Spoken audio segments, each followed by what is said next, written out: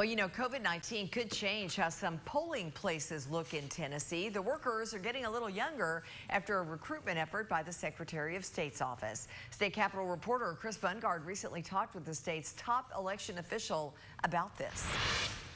Some states, for their summer primaries, could not find enough poll workers, but Tennessee was not one of them.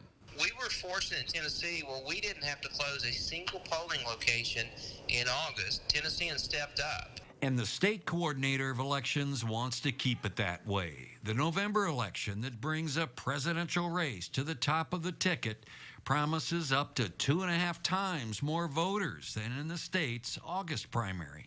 One of the things that we did do and we want to continue to do is to recruit enough poll officials. With an active recruitment from the state to get new poll workers in this age of COVID-19, there comes an emphasis on younger individuals for the jobs of checking registration and helping individuals who have in-person voting questions. We asked the legislature in March, once COVID started hitting, we asked them to open the poll for poll officials because it became apparent that this was going to be a huge issue nationwide. They lowered the age from 17 to 16. Goins estimates that across Tennessee there were 500 poll workers between the ages of 16 and 21 years of age.